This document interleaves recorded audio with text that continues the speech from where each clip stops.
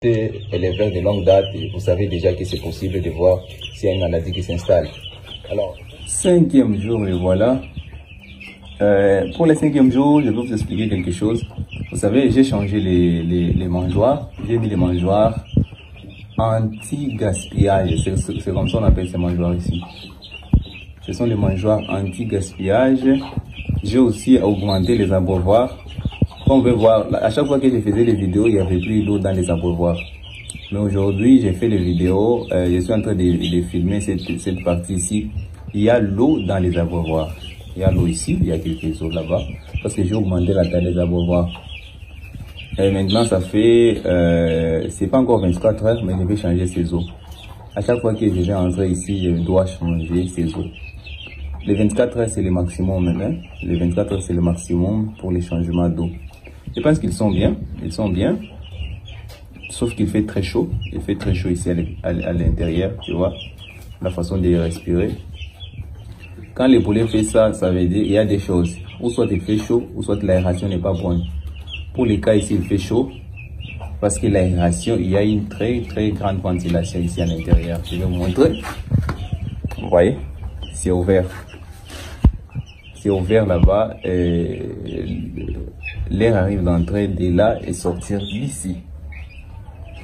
C'est ça, il y a l'aération, elle est bonne ici, elle est super. Les lampes chauffantes, je les ai éteintes parce que il fait super chaud.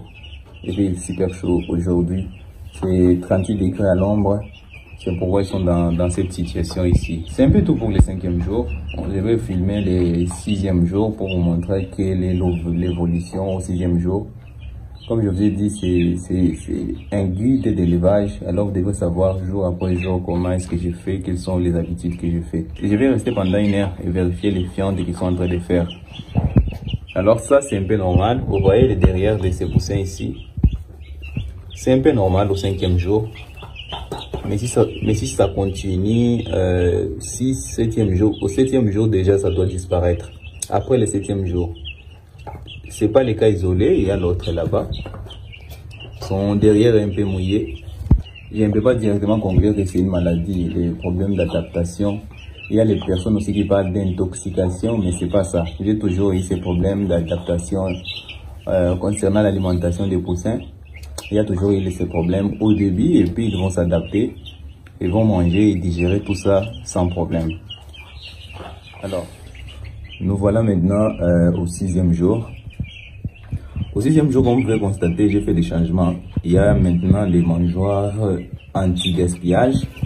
Ils sont déjà assez grands pour manger, pour s'alimenter sur les mangeoires, avec les mangeoires anti-gaspillage. Beaucoup de personnes tardent beaucoup pour passer des plateaux aux mangeoires anti-gaspillage. Tardent beaucoup. Il y a des personnes, je vois même des vidéos qu'on m'envoie dans le groupe, les personnes qui ont des poussins de 2 semaines, 3 semaines, et même aux 4e semaine, ils sont en train de s'alimenter toujours sur les plateaux. Il faut directement passer aux mangeoires anti-gaspillage à la fin de la 1re semaine. Et moi, je l'ai fait un peu tôt, vous pouvez aussi le faire. Moi, je l'ai fait un peu tôt au 5e jour. C'était hier. Et aujourd'hui, ils sont en train de s'alimenter très bien, sans problème. Et de cette façon, je ne vais pas beaucoup gaspiller. Je ne vais pas beaucoup gaspiller ni en médicaments, ni en alimentation. En médicaments, parce que quand ils s'alimentent, comme je l'avais expliqué, quand ils s'alimentent directement par terre, ils peuvent attraper des infections intestinales. Ce que je vais faire, c'est essayer de voir les fientes qu'ils sont en train de faire, leur dépôt de fientes. Je vais vérifier leur dépôt de fientes. Ici, il y a une fiente liquide, tout juste ici. Une fiente un peu liquide, bon. Ça, c'est pas beau signe, hein? C'est pas beau signe. S'il y a un peu de la mousse, là-dedans, c'est pas bon signe. Ici, oh, il a empêché. Tout juste ici, il y a une fiente normale. Ça, c'est une fiente normale. Je dois voir une fiente un peu récente. Je vois d'autres fientes là. Je ne sais pas si vous allez voir. Il y a des fientes là-bas.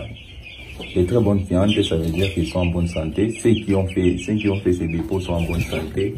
Il y a d'autres fientes ici, un peu récentes. Ils sont en bonne santé. Leur état général aussi n'est pas alarmant. Il n'y a pas de problème avec ça. Les fameux 7e jour est arrivé. Ils sont là. Ils ont 7e jour aujourd'hui. On peut le voir ici.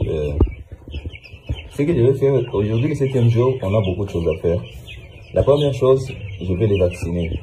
Pour les vacciner, je dois d'abord tirer l'eau des abreuvoirs pendant 1h30, 2h. 1h30, 2h au maximum. Mais moi, je vais le faire pendant 1h30.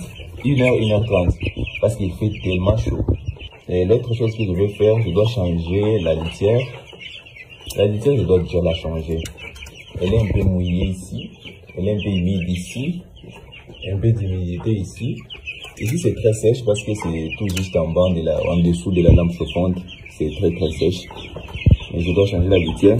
À part changer la litière, je dois leur augmenter l'espace. Comme je vous l'avais expliqué la fois passée, que concernant l'espace dans la ferme, quand vous n'avez pas une poussinière, vous devez seulement augmenter l'espace par semaine. La première semaine vient de s'écouler aujourd'hui. Ils vont commencer la deuxième semaine demain. Déjà, ils commencent la deuxième semaine, je peux dire ça, parce qu'on est au 7e jour.